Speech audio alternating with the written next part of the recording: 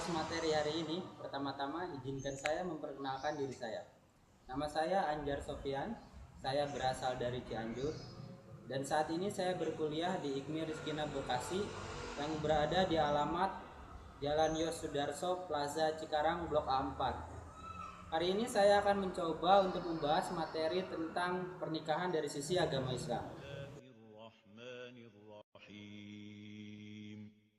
ومن آياته أن خلق لكم من أنفسكم أزواجا لتسكنوا إليها وجعل بينكم مودة ورحمة إن في ذلك لآيات لقوم يتفكرون.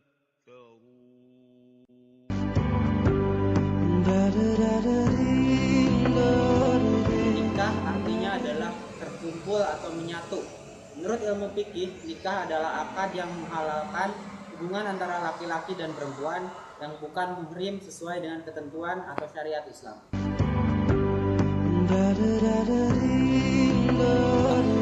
Hukum nikah ini dapat dibagi menjadi 5. Salah satunya seperti hadis HR Bukhari dan Muslim sebagai berikut. Rasulullah SAW bersabda pada kami, "Wahai generasi muda, barang siapa di antara kamu telah mempunyai kemampuan secara fisik maupun harta, hendaklah ia menikah, karena ia dapat menundukkan pandangan dan memelihara kemaluan. Barang siapa belum mampu, hendaknya berpuasa, sebab ia dapat meredam syahwat." Seperti yang telah dikemukakan tadi, hukum nikah dapat dibagi menjadi 5 macam, yaitu pertama, sunnah bagi orang yang berkehendak dan bagi yang mempunyai biaya sehingga dapat memberikan nafkah kepada istrinya.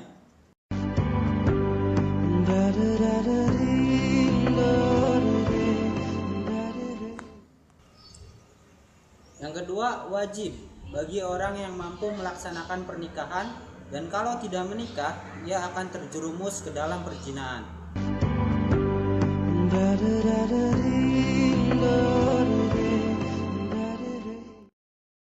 Yang ketiga, makruh bagi orang yang tidak mampu untuk melaksanakan pernikahan karena tidak mampu memberikan belanja kepada istrinya atau kepentingan lain seperti lemah syahwat.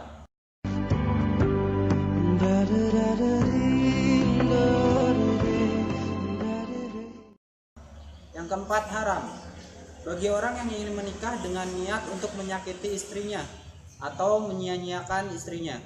Hukum haram ini juga terkena bagi orang yang tidak mampu memberi belanja kepada istrinya, sedangkan nafsunya tidak mendesak.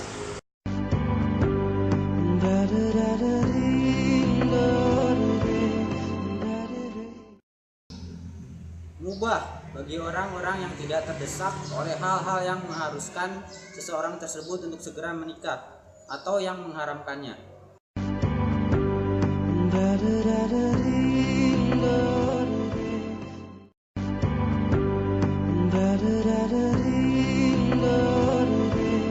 Sesungguhnya pernikahan itu ikatan yang mulia dan penuh barakah Allah Subhanahu wa taala, mensyariatkan untuk kemaslahatan hambanya dan kemanfaatan bagi manusia agar tercapai maksud-maksud yang baik dan tujuan-tujuan yang mulia.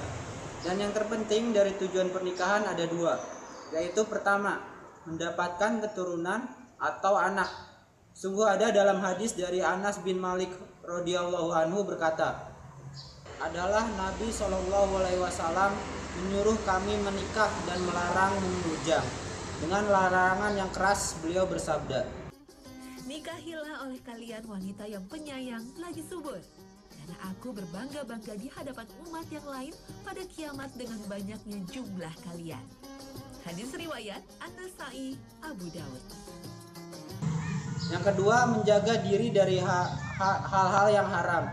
Sungguhnya diriwayatkan oleh Bukhari dan Muslim dari Abdullah bin Mas'ud radhiyallahu anhu berkata, telah berkata Rasulullah SAW, "Wahai para pemuda, barang siapa di antara kalian yang mampu maka menikahlah, karena sesungguhnya itu dapat menundukkan pandangan dan memelihara kemaluan. Maka barang siapa yang tidak mampu, hendaknya dia berpuasa.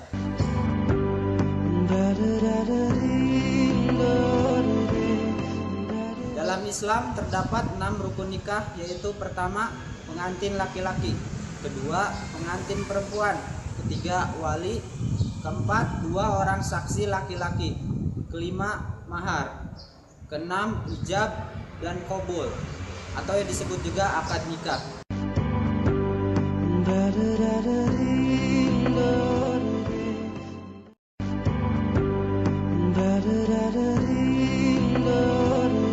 Allah Subhanahu wa Ta'ala berfirman, wanita-wanita yang keji adalah untuk laki-laki yang keji, dan laki-laki yang keji adalah buat wanita-wanita yang keji pula. Dan wanita-wanita yang baik adalah untuk laki-laki yang baik, dan laki-laki yang baik adalah untuk wanita-wanita yang baik pula. Quran Surat An-Nur ayat 2. Selain rukun nikah, dalam Islam terdapat pula syarat-syarat untuk menikah, yaitu pertama, syarat calon suami. Pertama, dia harus Islam. Kedua, laki-laki yang tertentu. Selanjutnya, bukan lelaki yang muhrim dengan calon istri, atau dengan kata lain bukan saudara. Selanjutnya, mengetahui wali yang sebenarnya bagi akad nikah tersebut. Kemudian, bukan dalam ihram haji atau umroh. Selanjutnya, dengan kerelaan sendiri dan bukan karena paksaan. Selanjutnya, tidak mempunyai 4 orang istri yang sah dalam suatu waktu. Mengetahui bahwa perempuan yang hendak dinikahi adalah sah dijadikan istri. تقسطوا في اليتامى فانكحوا ما طاب لكم من النساء مثنى وثلاث ورباع فإن خفتم ألا تعدلوا فواحدة أو ما ملكت أيمانكم ذلك أدنى ألا تعولوا.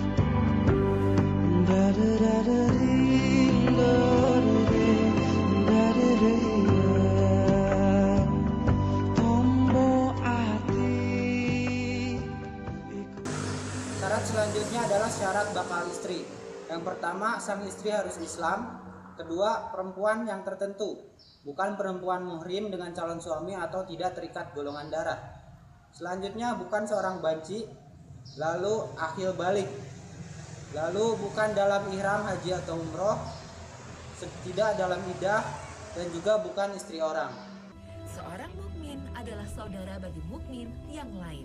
Maka tidaklah halal baginya menawar barang yang telah dibeli oleh saudaranya, dan tidak halal pula baginya meminang wanita yang telah dipinang oleh saudaranya hingga saudaranya meninggalkan pinangannya, membatalkannya.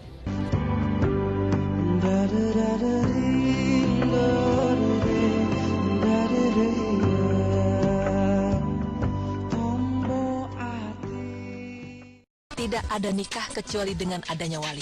Hadis riwayat Al-Khamsah kecuali An-Nasa'i, disahihkan Al-Imam Al-Albani rahimahullah dalam Al-Irwa 1839. Syarat selanjutnya adalah syarat untuk wali. Yang pertama, seorang wali harus Islam, bukan kafir atau murtad, lelaki dan gak boleh perempuan. Lalu telah mencapai akhil balik dengan kerelaan sendiri dan bukan karena paksaan. Selanjutnya, bukan dalam ihram haji atau umroh, tidak fasik, tidak cacat akal atau pikiran, tidak gila, merdeka, tidak dibatasi kebebasannya, dan juga tidak dibatasi kebebasannya dalam Akan beliau kan Rasulullah membelanjakan hartanya. SAW juga bersabda bahwa wanita mana saja yang menikah tanpa izin wali-walinya, maka nikahnya batil. Nikahnya batil. Nikahnya batil. Hadis riwayat Abu Daud 2083, disahihkan Al-Imam Al-Albani rahimahullah dalam Sahih Abu Daud.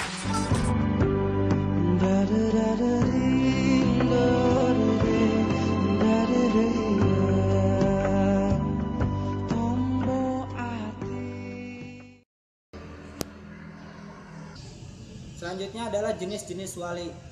Yang pertama ada wali mujbir.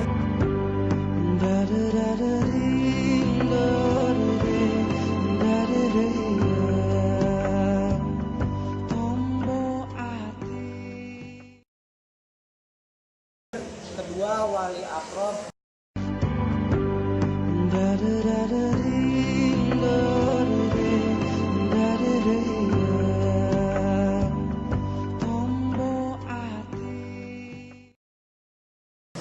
Ketiga wali abad.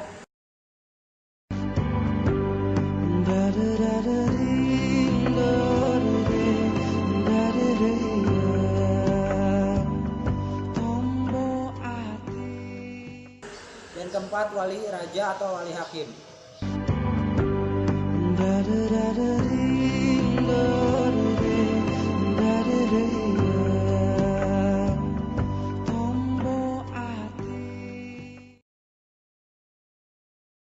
Syarat selanjutnya adalah syarat untuk saksi.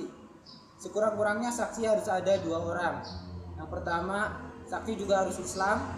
Lalu saksi juga harus berakal atau sehat. Selanjutnya saksi juga harus sudah ahli balik. Saksi juga harus laki-laki, memahami isi lafal ijab dan qabul, dapat mendengar, melihat dan berbicara, adil dalam artian tidak melakukan dosa besar dan tidak terlalu banyak melakukan dosa kecil. Selanjutnya saksi juga harus dalam keadaan merdeka atau tidak terikat dengan orang lain. Bahwa Rasulullah SAW bersabda yang artinya tidak sah nikah tanpa wali yang cerdas dan 2 orang saksi yang adil. Hadis riwayat Ad-Darqutni, Ibnu Majah dan Ahmad.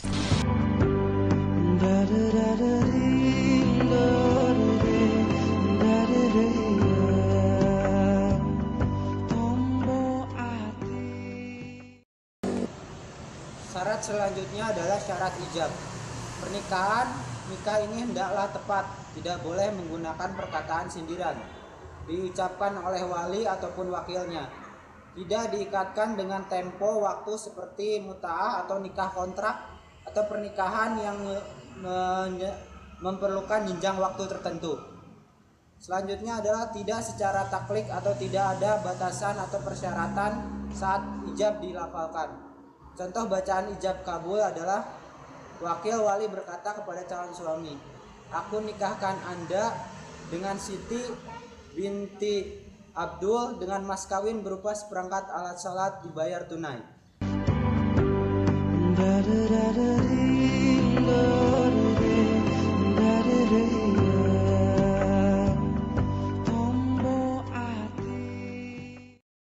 Syarat selanjutnya adalah syarat qabul. Syaratnya yaitu pertama, ucapan mestilah sesuai dengan ucapan ijab. Tidak ada perkataan sindiran, dilafalkan oleh calon suami atau wakilnya, tidak diikatkan dengan tempo waktu atau muta'ah, tidak secara taklid, tidak menyebut nama calon istri, tidak ditambahkan dengan perkataan lain. Contoh sebutan qabul akan dilafazkan oleh bakal suami yaitu seperti berikut: "Aku terima nikahnya dengan Siti binti Abdul dengan mas kawin berupa seperangkat alat sholat dibayar tunai." Atau "Aku terima Siti binti Abdul sebagai istriku."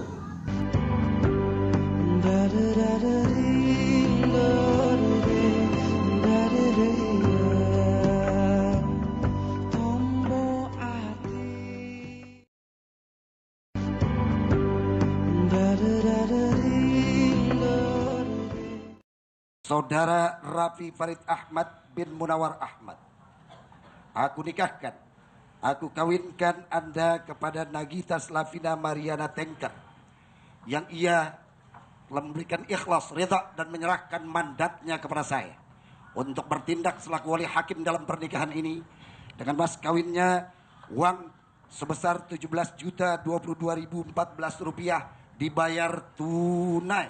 Saya terima nikah dan kawinnya Nagita Slavina Mariana Tengker binti Gideon Louis John Tengker dengan mas kawin tersebut tunai. Barakallahu laka wa jama'a bainakuma fi khairin. Walau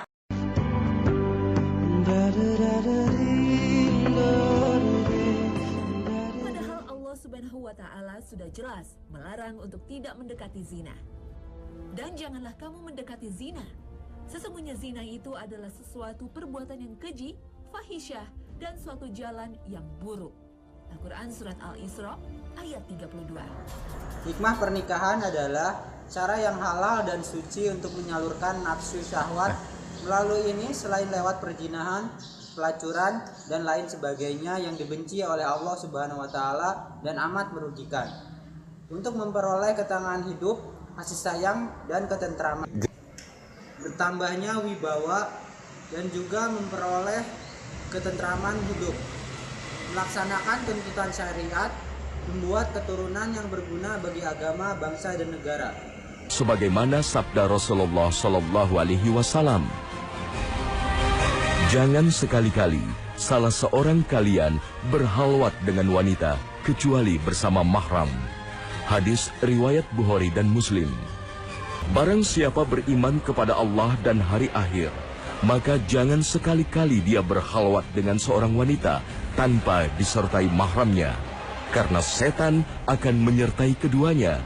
Hadis riwayat Ahmad. Selanjutnya, juga sebagai media pendidikan, Islam begitu teliti dalam menyediakan lingkungan yang sehat untuk membesarkan anak-anak.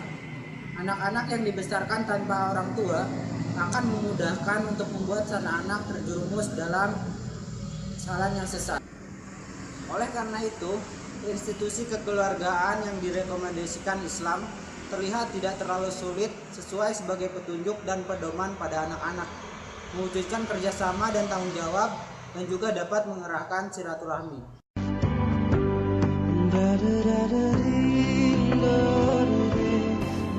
وَإِذَا طَلَّقْتُمُ النِّسَاءَ فَبَلَغْنَ أَجَلَهُنَّ فَأَمْسِكُوهُنَّ بِمَعْرُوفٍ أَوْ سَرِّحُوهُنَّ بِمَعْرُوفٍ وَلَا تُمْسِكُوهُنَّ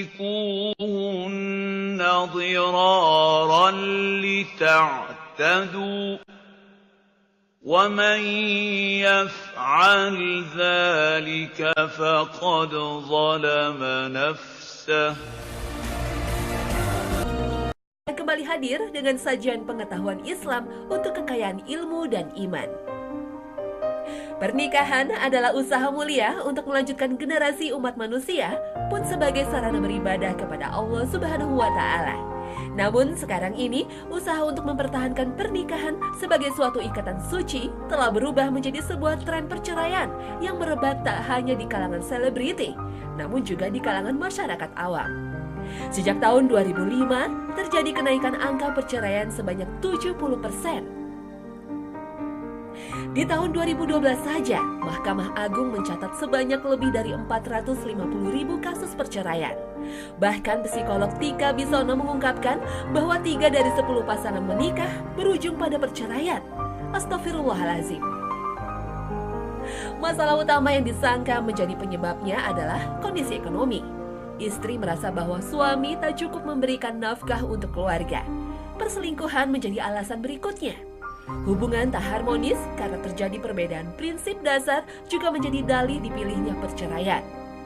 Banyaknya pemberitaan selebriti yang bercerai secara tidak langsung juga menjadi salah satu penyebab maraknya perceraian. Masyarakat awam menganggap jika seorang selebriti yang jadi panutan saja bercerai, berarti sahlah bagi mereka untuk memilih perceraian. Padahal pernikahan sejatinya adalah usaha untuk menyatukan dua insan yang berbeda untuk membentuk satu keluarga yang sakinah, mawadah, warohmah untuk mengharapkan ridho Allah. Segala masalah yang terjadi dalam rumah tangga hendaknya diselesaikan dengan kepala jernih dan pikiran yang sehat. Karena sejatinya tak ada keluarga yang hidup tanpa masalah. Namun sepertinya perceraian telah menjadi jalan keluar instan terhadap masalah-masalah yang layak terjadi dalam rumah tangga.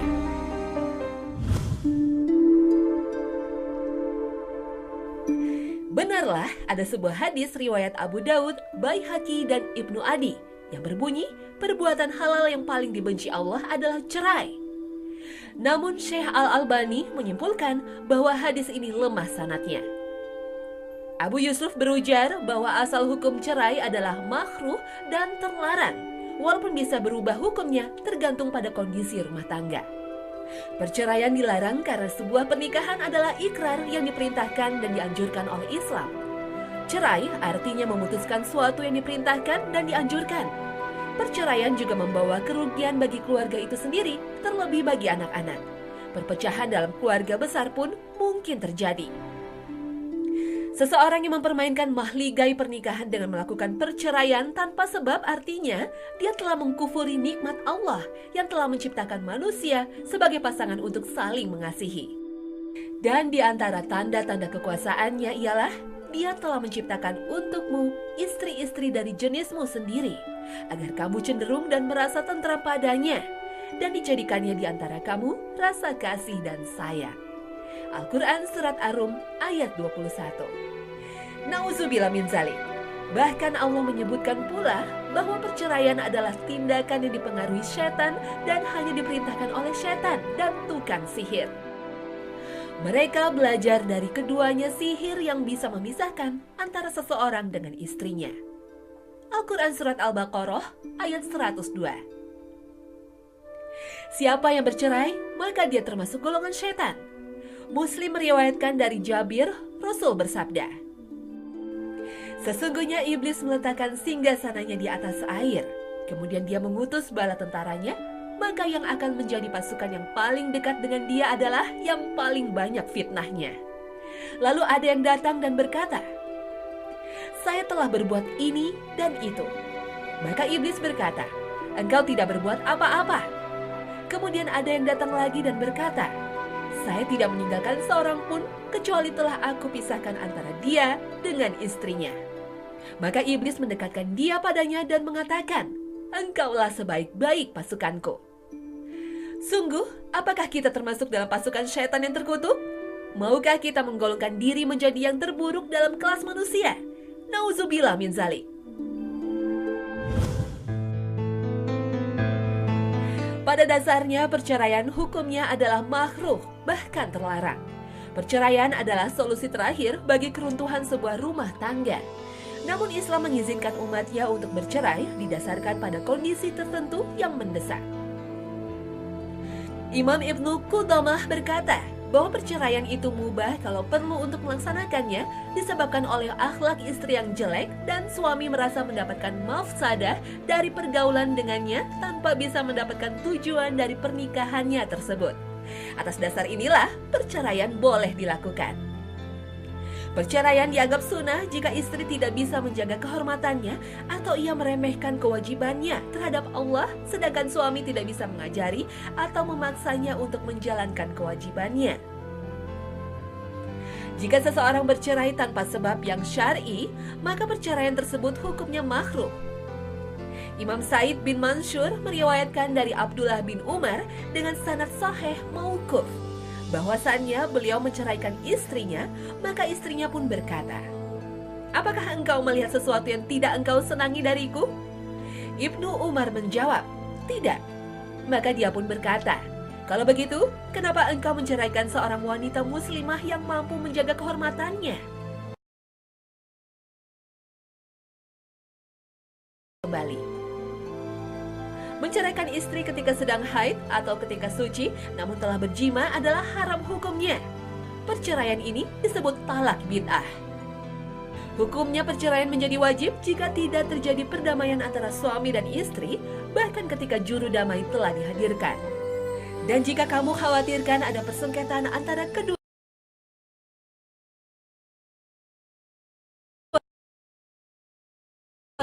maka kirimlah seorang hakam dari keluarga laki-laki dan seorang hakam dari keluarga perempuan. Jika kedua orang hakam itu bermaksud mengadakan perbaikan, niscaya Allah memberi taufik kepada suami istri itu.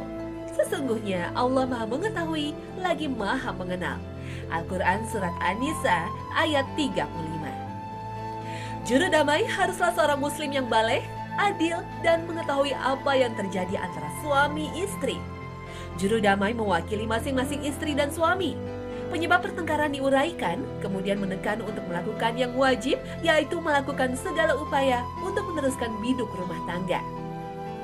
Jika salah satu tidak mampu, maka juru damai berupaya menjadikan istri qanaah terhadap apa yang diusahakan suami dan suami diupayakan menerima sikap istri.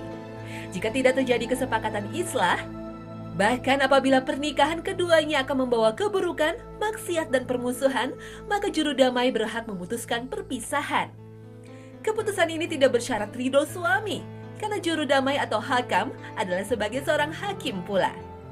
Wajib pula sebuah perceraian jika seorang suami telah bersumpah tidak akan berkumpul dengan istrinya. Setelah masa iddah 4 bulan, seorang suami harus menceraikan istrinya jika ia tidak berniat untuk rujuk kembali. Bagi orang-orang yang mengilah istrinya, diberi tangguh 4 bulan. Kemudian jika mereka kembali kepada istrinya, maka sesungguhnya Allah Maha Pengampun lagi Maha Penyayang. Al-Quran Surat Al-Baqarah ayat 226.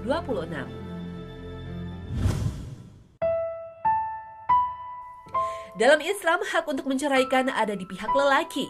Bukan untuk menafikan perempuan, tetapi dalam hal ini, lelaki adalah penanggung jawab sebuah keluarga. Keutuhan dan kehancuran sebuah keluarga adalah tanggung jawab lelaki sebagai pemimpin perempuan. Suami adalah pengucap akad nikah, maka di tangan suamilah ikatan pernikahan harus diputuskan. Karena suami bertanggung jawab sebagai pemimpin terhadap istrinya.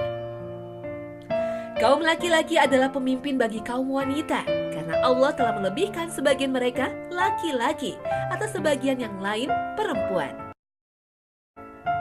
Al-Quran Surat An-Nisa ayat 34. Sebagai seorang suami, ia adalah kepala rumah tangga yang bertanggung jawab pertama kali dan memikul beban dalam rumah tangga. Dia berkewajiban untuk memberikan mahar dan menunaikan kewajiban lainnya sebagai pemimpin rumah tangga sehingga dapat membangun sebuah rumah tangga yang utuh dan bahagia. Laki-laki juga umumnya lebih mengandalkan pemikiran daripada perasaannya dalam memutuskan suatu permasalahan. Ia tidak mudah terpengaruh dan lebih memikirkan akibat yang terjadi. Berdasarkan pertimbangan tersebut, maka patutlah talak menjadi wewenang lelaki. Hak talak ada pada lelaki, namun penggunaannya harus didasarkan pada alasan yang kuat.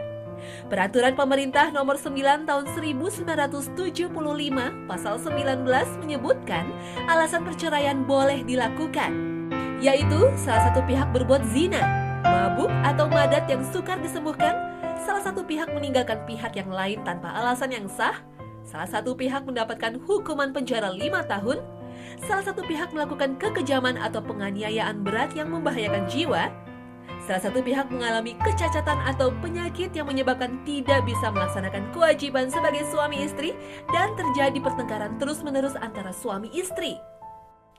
Hukum Islam menambahkan 2 alasan, yaitu suami melanggar taklik talak dan beralih agama atau murtad yang menyebabkan ketidakrukunan dalam rumah tangga.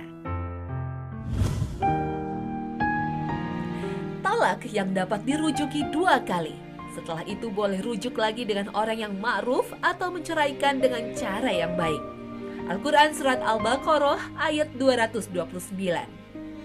Seorang istri secara sah diceraikan bila ia telah ditalak oleh suaminya. Namun kesempatan rujuk masih diberikan bila talak baru diucapkan sekali atau 2 kali. Kesempatan talak ini dimaksudkan agar suami istri dapat saling mengintrospeksi diri sehingga perceraian dapat dihindarkan. Pada masa iddah, setelah talak, seorang istri tidak boleh diusir dan bahkan ia tidak boleh meninggalkan rumah tanpa seizin suaminya. Diharapkan terjalin kedekatan kembali dan dengan pikiran yang jernih bisa mengembalikan keharmonisan dalam keluarga segera. Hal ini sesuai dengan dalam firman Allah. Hai Nabi, jika kamu menceraikan istri-istrimu, maka hendaklah kamu ceraikan mereka pada waktu mereka dapat menghadapi iddah yang wajar, dan hitunglah waktu iddah itu serta bertakwalah kepada Allah Rabbmu. Janganlah kamu keluarkan mereka dari rumah mereka dan janganlah mereka diizinkan keluar kecuali kalau melakukan perbuatan keji yang terang.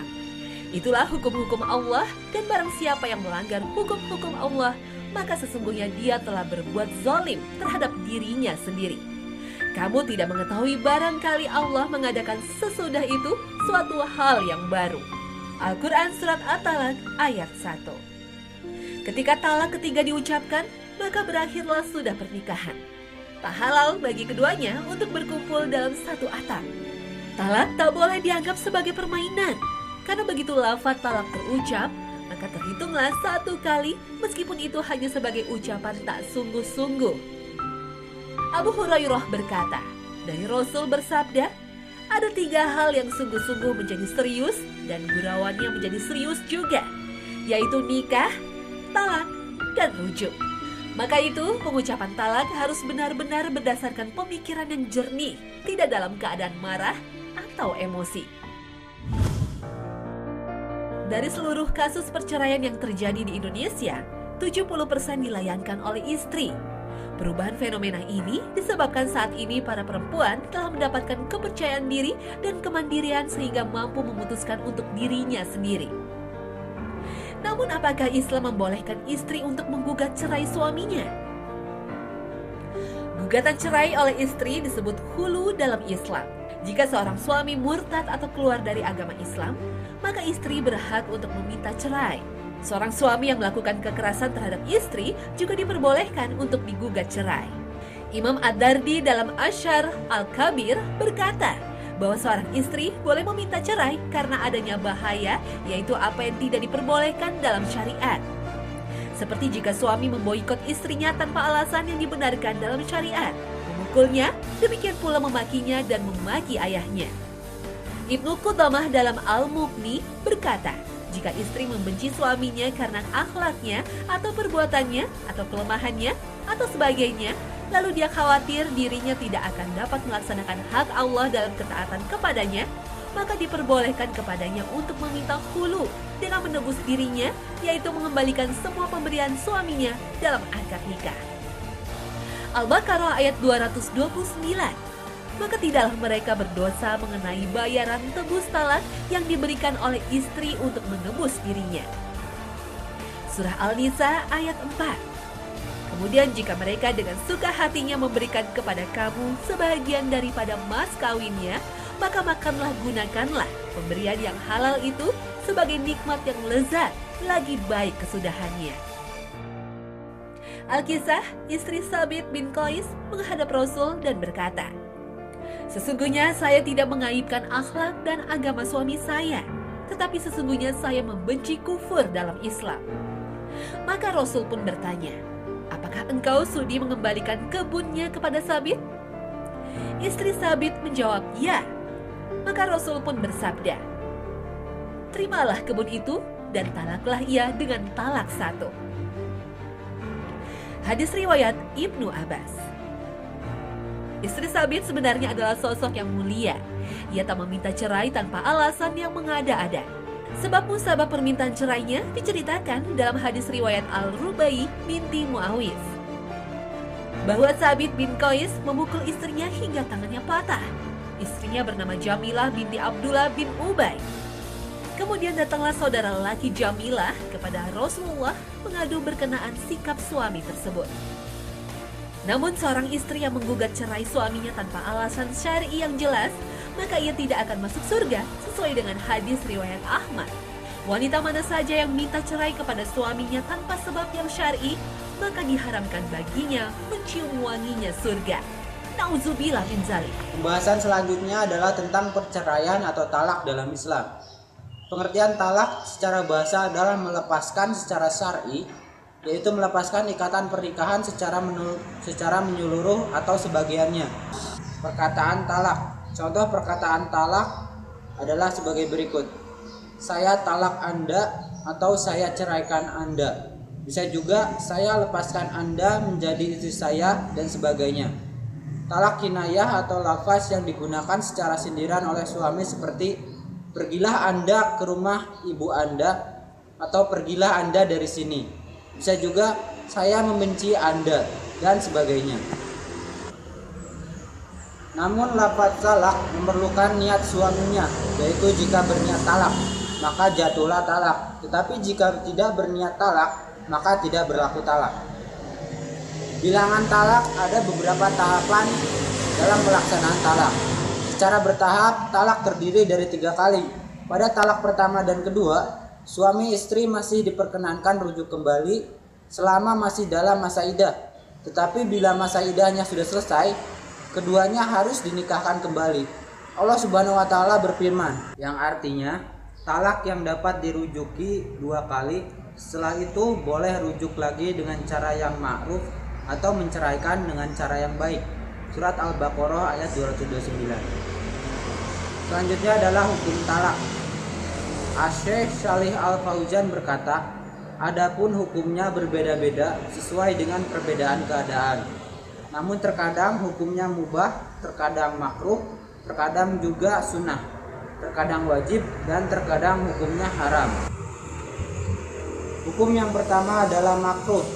Talak yang hukumnya makruh yaitu ketika suami menjatuhkan talak tanpa ada alasan yang menuntut terjadinya perceraian, padahal keadaan rumah tangganya berjalan dengan baik. Yang kedua adalah hukumnya haram. Talak yang hukumnya haram yaitu ketika dijatuhkan tidak sesuai dengan syar'i, yaitu suami menjatuhkan talak dalam keadaan yang dilarang. Dalam agama kita dan terjadi pada 2 keadaan. Pertama, suami menjatuhkan talak ketika istri sedang dalam keadaan haid. Kedua, suami menjatuhkan talak kepada istri pada saat suci setelah digauli tanpa diketahui hamil ataupun tidak. Hukum selanjutnya adalah mubah atau boleh. Jika talak yang hukumnya mubah, yaitu ketika suami berniat atau mempunyai alasan untuk menjatuhkan talak. Hukum selanjutnya adalah sunnah. Talak yang hukumnya sunnah ketika dijatuhkan oleh suami demi kemaslahatan istrinya serta mencegah kemudaratan jika sang suami tetap bersama dengan sang istri.